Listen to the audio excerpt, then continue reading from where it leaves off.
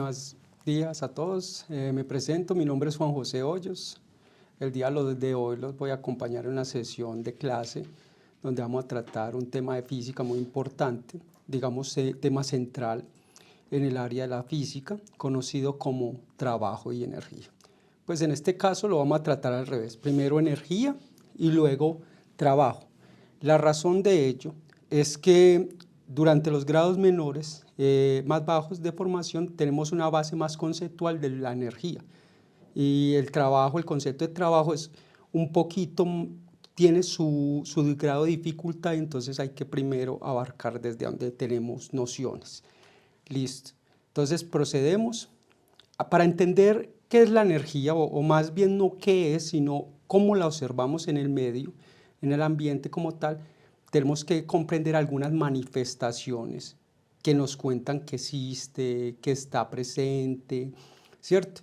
Entonces, manifestaciones de la energía que son de realmente valiosas para el grado 10º, incluso 11, son manifestaciones de tipo movimiento, que sería el primero, de tipo posición, sea por altura o sea por estiramiento o compresión de un objeto, que son las bases conceptuales.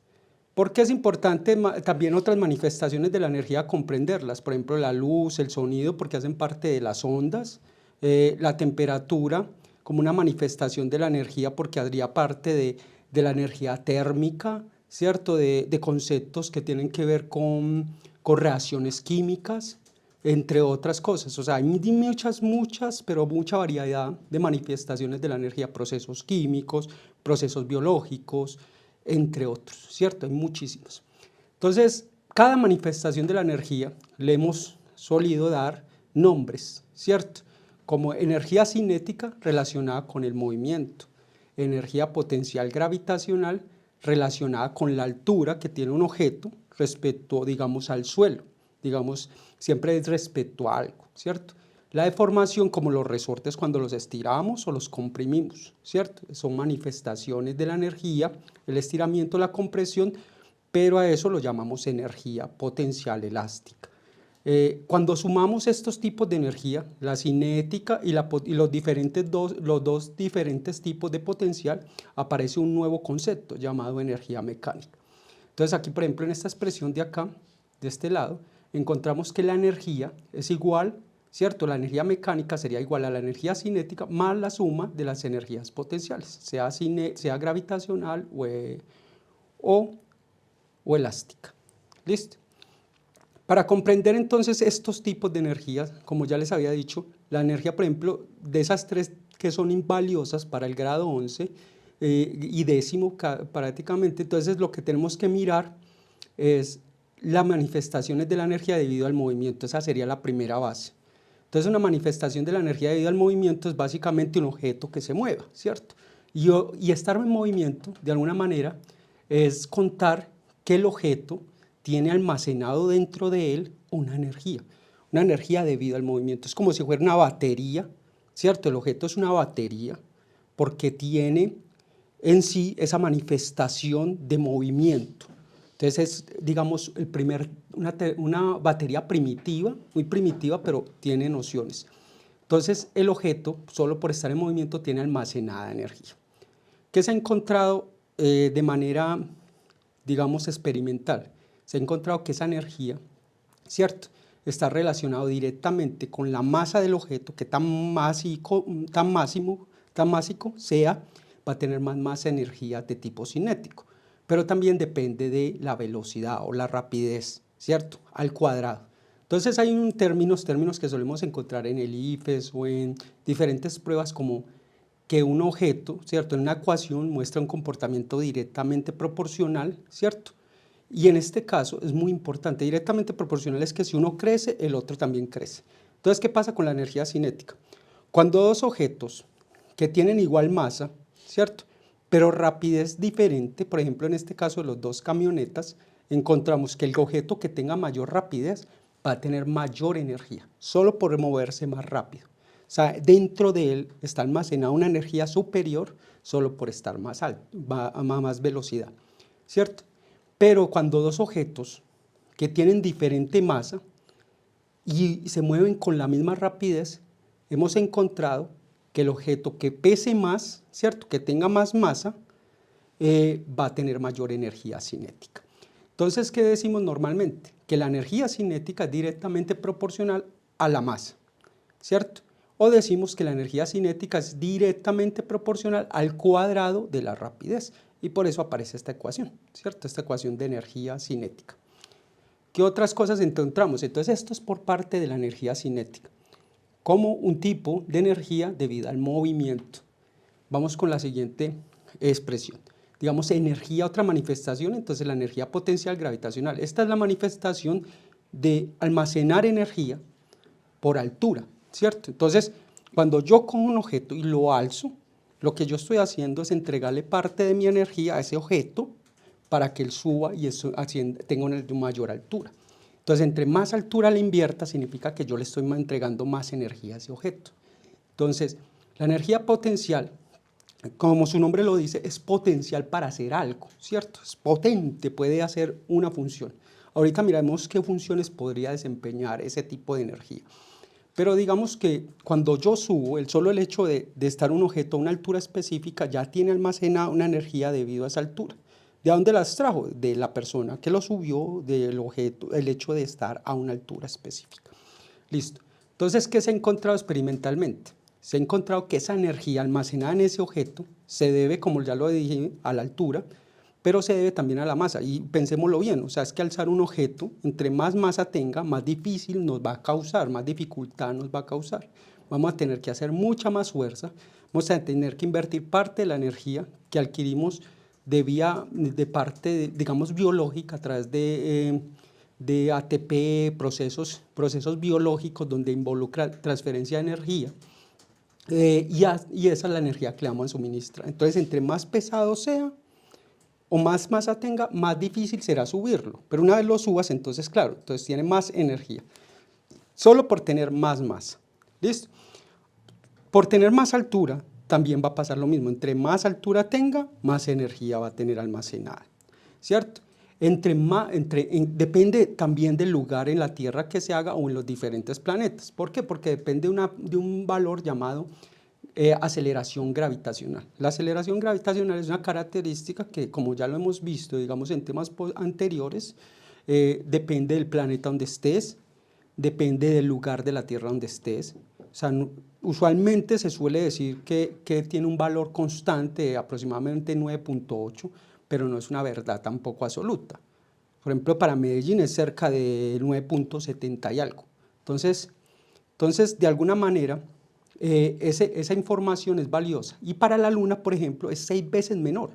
Entonces, por ejemplo, subir un objeto a 1 metro de altura, aquí en la Tierra, va a invertir más energía que subir 1 metro, el mismo objeto, 1 metro, en la Luna. ¿Por qué? Porque en la Luna hay 6 veces menos gravedad, entonces nos va a costar menos trabajo subir ese metro.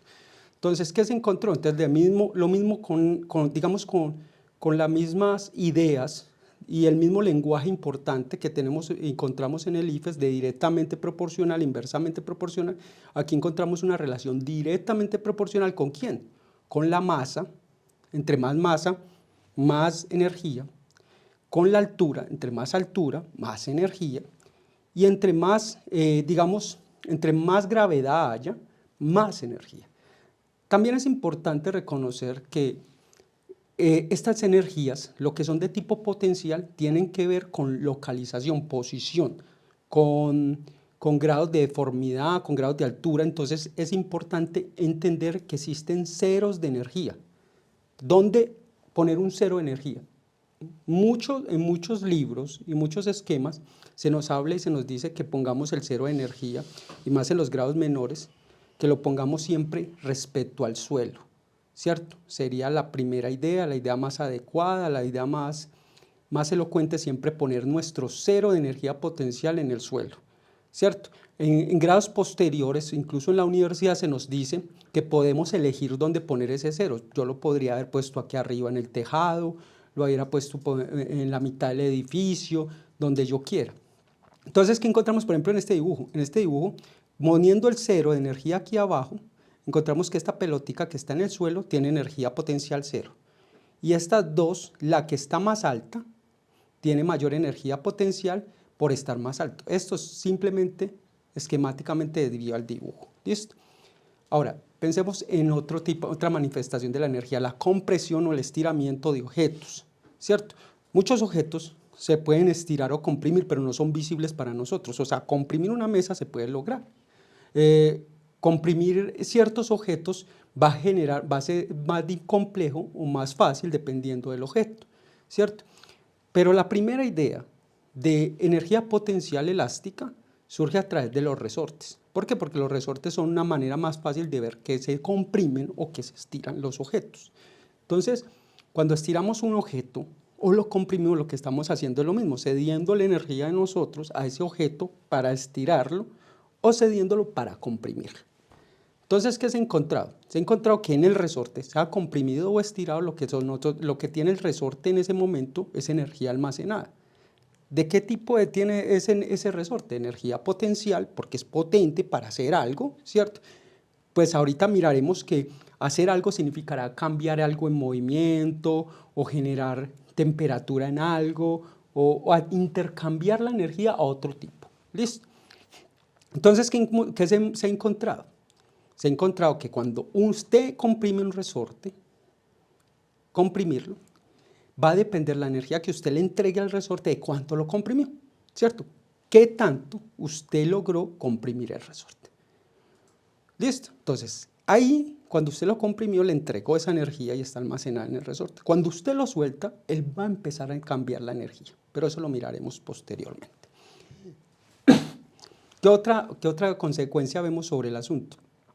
Que dependerá del material del cual está hecho el resorte. Porque si hay resortes, digamos, como los amortiguadores de un carro, que están diseñados para que sea más complejo comprimirlos y para que de alguna manera al comprimirlos la compresión sea un poco más pequeña en comparación de uno más grande. Entonces, digamos, un resorte de juguete va a ser muy fácil de estirar o comprimir, mientras un resorte de un auto realmente tiene un grado de complejidad superior, ¿cierto? Entonces, ¿qué hemos encontrado experimentalmente? Todas estas informaciones realmente de tipo fórmulas o de tipo datos se obtienen esa vía experimental y a partir de la experimentación obtenemos los datos. ¿Qué obtuvimos nosotros? Digamos, en ciencias que se ha obtenido, se obtuvo lo siguiente, que la energía potencial elástica está relacionado directamente con una capacidad, una propiedad en la materia llamada propiedad elástica, ¿cierto? Digamos, se llama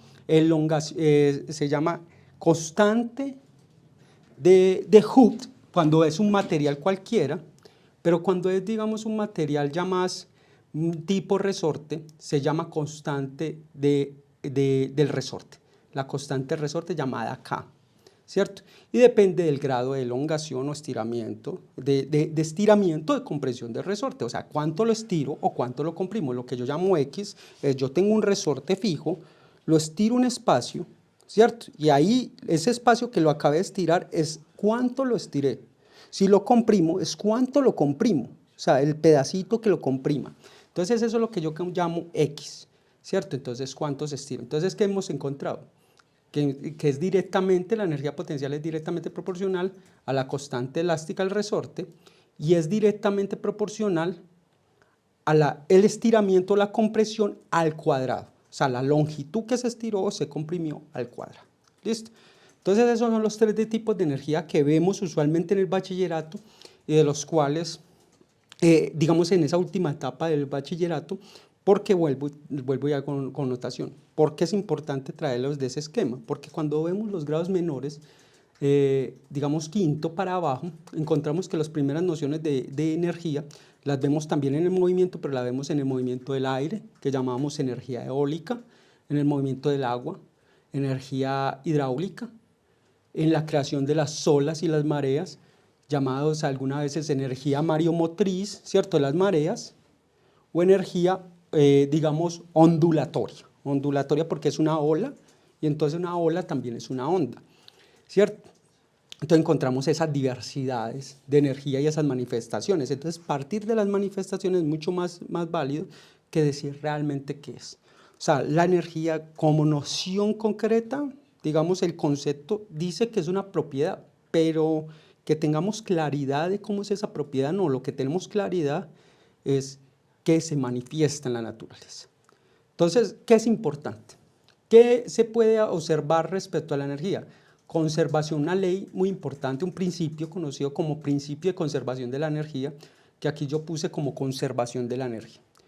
¿Qué se ha encontrado? Que usted la energía, usted la puede almacenar, sea una batería. Como les decía yo, al subir un objeto, usted tiene una batería muy primitiva, es un objeto que usted solo le está subiendo la altura y ya por eso usted le acaba de almacenar al objeto una energía.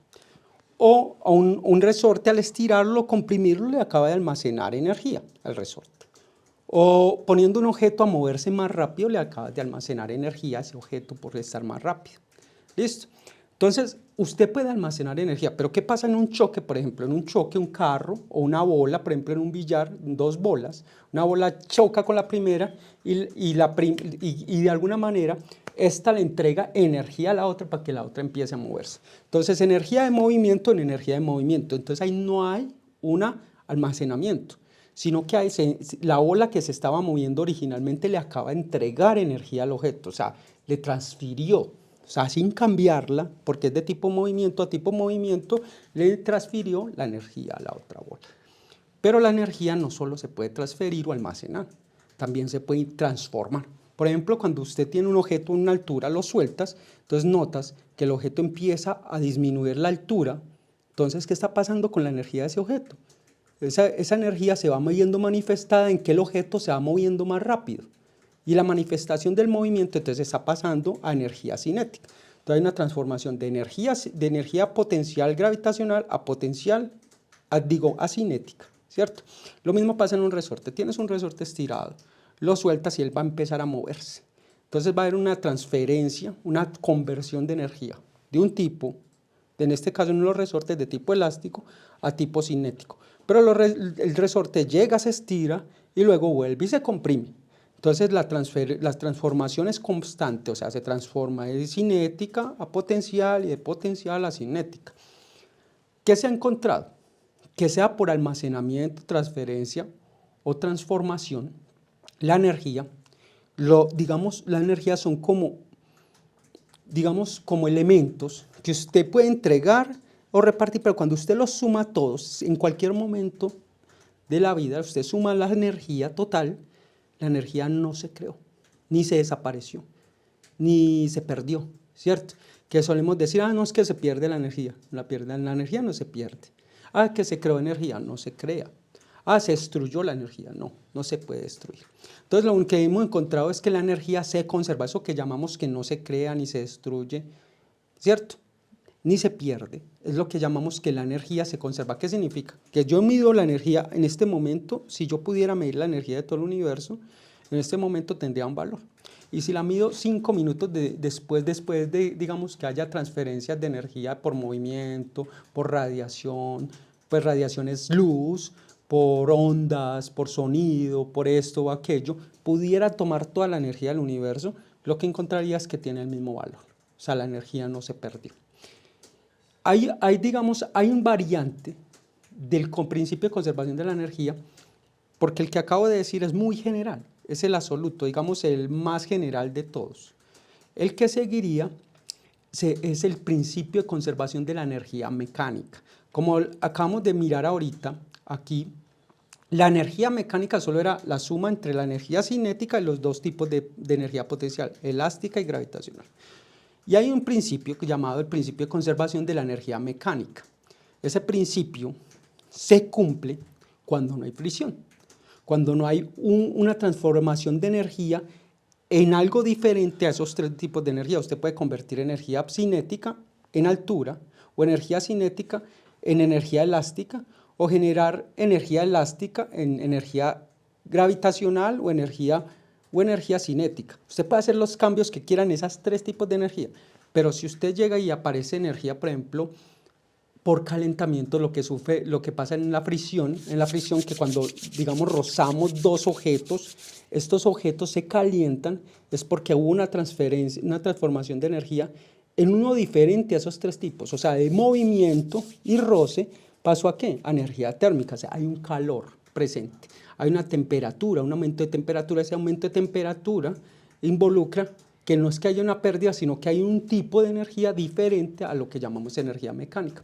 Entonces la energía mecánica se conserva si no hay fricción, ¿sí? Y si nos preocupamos solo por el movimiento, intercambios de estiramiento, compresión, ¿cierto? Altura y velocidad, nada más. Entonces, ¿qué nos cuenta el concepto de conservación de la energía? Es un principio y dice lo siguiente, dice, la energía no se crea, ni se pierde o se destruye, ya no pasa ninguna de esas dos cosas, solo se transforma, transfiere o almacena. Eso es lo que hemos encontrado. Listo. Los diferentes mecanismos, cómo nosotros, o digamos la naturaleza, decidió transferir, almacenar o transformar energía. Hasta el momento se han encontrado dos mecanismos que son los que han hecho. Dos mecanismos, uno conocido como trabajo y otro conocido como calor. ¿Qué hacen estos dos mecanismos? Básicamente estos dos mecanismos se ven de diferentes maneras. Ambos mecanismos sirven para transferir, almacenar o transformar energía, ¿cierto? Pero la manera como lo hace uno u otro es diferente. Por ejemplo, el trabajo se considera un mecanismo como yo cambio la energía de un objeto cuando hago una fuerza, ¿cierto?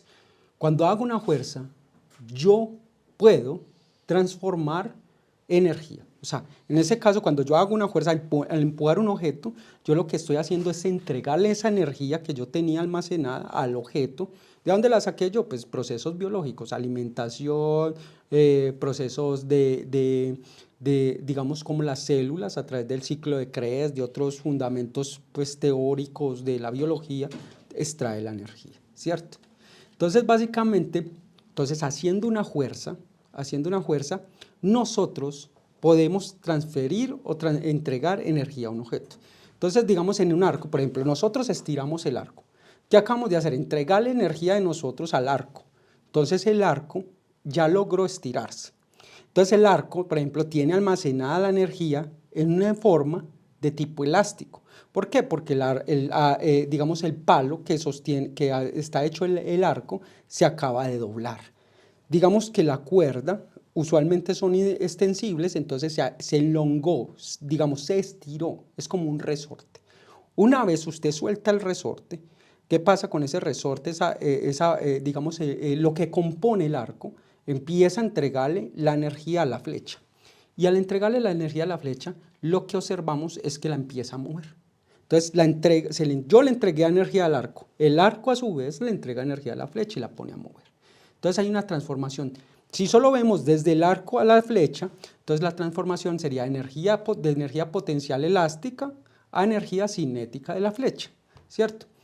Cuando un patinador, por ejemplo, en una rampa empieza a subir y bajar, lo que está haciendo constantemente es, cuando baja abajo, en lo más bajo, tiene puramente energía cinética. Y cuando va subiendo va ganando energía potencial gravitacional, ¿cierto? Lo mismo pasa, cuando va a descender tiene energía puramente potencial gravitacional y empieza a descender, a cambiar la energía potencial gravitacional en energía de tipo cinético. Aquí es otro ejemplo. Otro ejemplo es que nosotros levantamos un martillo, por ejemplo, entonces le entregamos energía al martillo. El martillo tiene esa energía almacenada en forma de ¿qué? Energía potencial gravitacional, porque lo acabamos de subir. Cuando nosotros lo dejamos caer, lo que pasa es que esa energía almacenada de tipo potencial gravitacional se vuelve en energía de movimiento, energía cinética, hasta que choca con el clavo. Cuando choca con el clavo pasa algo muy particular. Y aquí viene, vea que aquí es donde, digamos, nos desdoblamos y salimos de los tres términos no comunes, energía cinética, potencial, gravitacional y potencial elástica. ¿Qué pasó con la energía cuando se golpea el clavo? Usted observa el medio y intenta escuchar y va a escuchar sonido, porque cuando el martillo choque el clavo, se va a producir el golpe. Y al producirse el golpe va a producir una parte de la energía, se va a transformar en energía de sonido, en tipo de sonido, una manifestación sonora. Entonces esa es energía sonora. Listo, otra parte, cuando se golpea mucho los clavos, se nota, es más fácil verlo, que el clavo arriba se pone caliente. Entonces de alguna manera lo que hacemos es transformar energía de tipo movimiento al final en energía térmica, algo que tiene que ver con temperatura. ¿Listo? De igual manera podemos transformar la energía a otros tipos. Básicamente cuando se deforma, porque el hecho de que entre el clavo dentro de la madera, hay un tipo de energía mucho más propensa que no hemos evaluado. Digamos, es que el clavo cuando logra introducirse dentro de la madera, el dentro de ella tiene almacenada la energía la almacenó por deformación en la madera, desplazó los átomos y se insertó en ella. Entonces ahí hay muchos tipos de energía que nosotros no estamos evaluando. ¿Por qué? Porque cada tipo de energía involucrará un fenómeno natural diferente y habrá que ver las nociones. Entonces la otra es que ¿qué es el calor? El calor, como les decía ahorita, hay dos mecanismos de transferencia de energía, uno trabajo y el otro calor. ¿Cuándo se da transferencia de energía por calor? Cuando hay un cuerpo más caliente y uno más frío.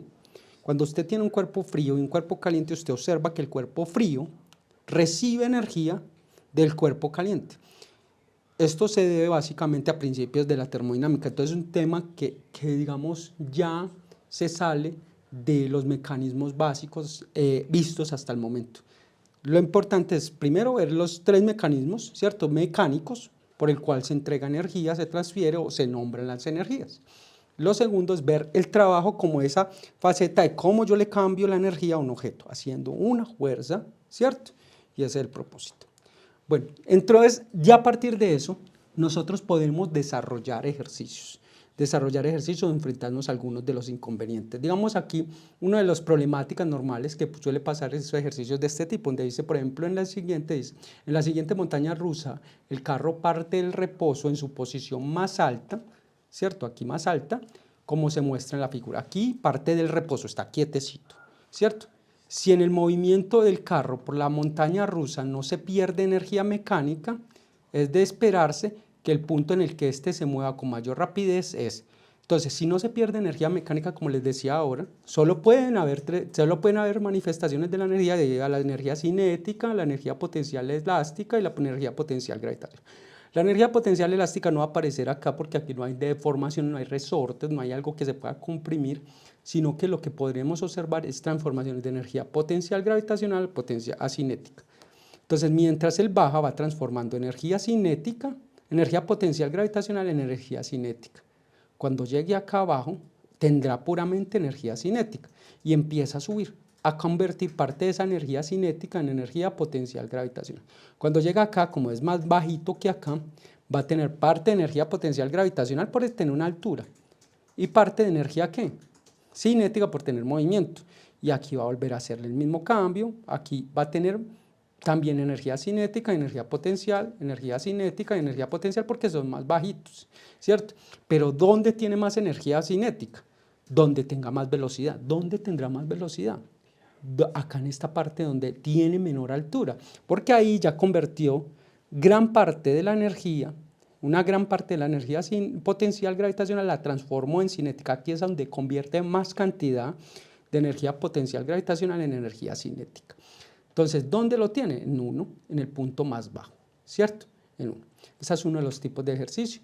El otro es, se deja caer una tabla sobre un resorte, de modo que cuando cae el resorte se comprime, como se muestra en la siguiente figura. Listo, cuando la tabla llega al resorte, este se comprime almacenando energía potencial elástica, mientras mayor sea la altura desde la que se suelta, más se comprime el resorte. ¿Cierto? Entonces nos están contando que tenemos una tabla, la soltamos y entre más alta la soltemos, más va a comprimir el resorte. Y se nos pregunta, ¿esto es debido a qué? ¿A qué se debe esto? Y entonces nos comienza la oración como a mayor altura inicial que podemos garantizar nosotros. Podemos garantizar, entonces las opciones es mayor energía mecánica tiene el sistema, entre más alto, más energía mecánica. Recordemos que la energía mecánica es la suma de la energía potencial, gravitacional, la cinética y la potencial elástica. Entonces, entre más alto, tiene mayor energía cinética, mayor energía mecánica, ¿entienden? Esa es la primera opción, que tiene mayor energía mecánica. La segunda es que menor rapidez inicial tiene la tabla al inicio. Entre más alto,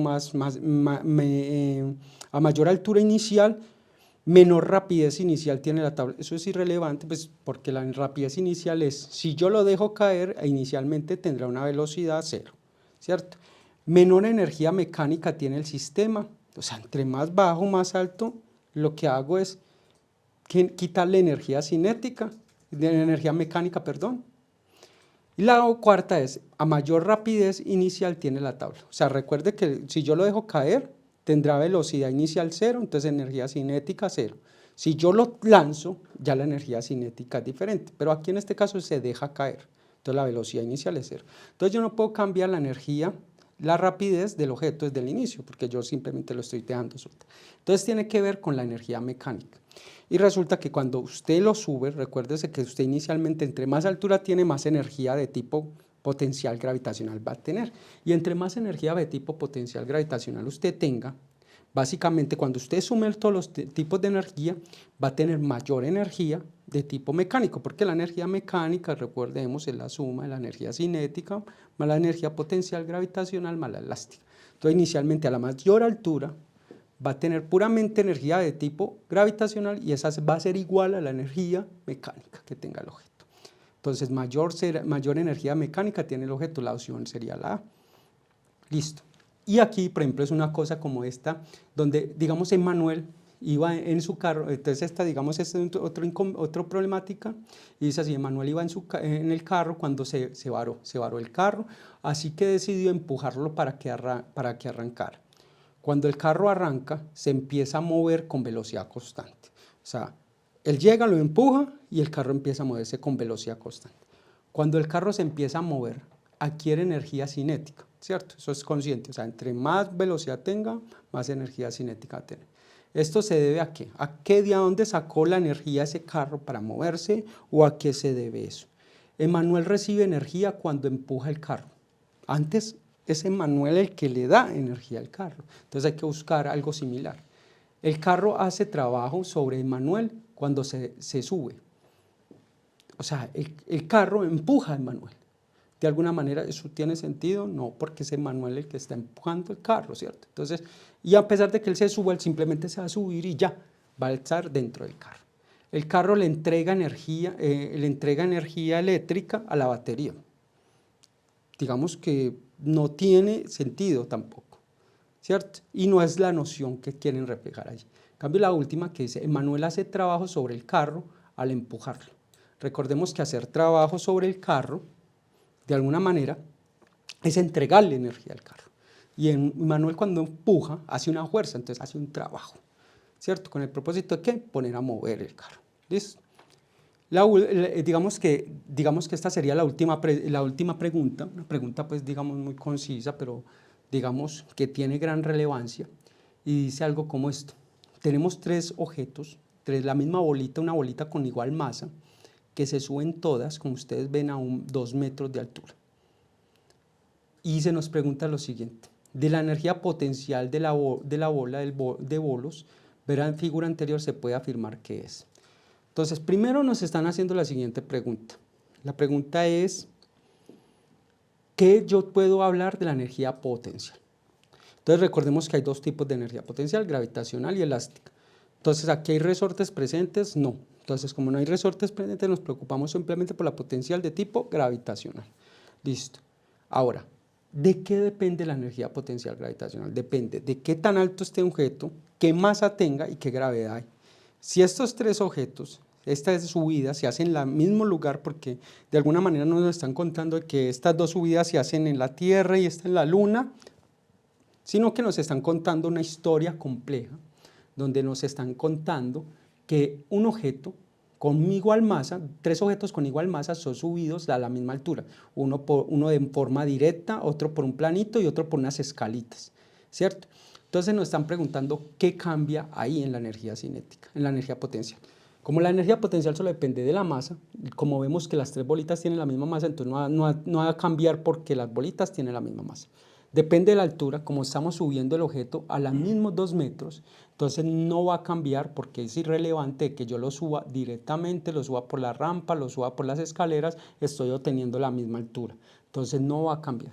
Y suponiendo, porque no nos están contando que se hacen experimentos en la Tierra y luego en la Luna o en tal parte, entonces suponemos que la gravedad tampoco ha cambiado, se están haciendo más o menos en el mismo lugar de la Tierra. Entonces, ¿qué nos está contando esto? Que la energía potencial no cambió, debe ser igual para ambas, ¿cierto? Para todos estos tres objetos debe ser igual para A, B y C. ¿Listo? Entonces, de alguna manera, digamos que esto es la historia. Creo que con esto damos por terminado la sesión del día de hoy. Les agradezco mucho por estar conmigo.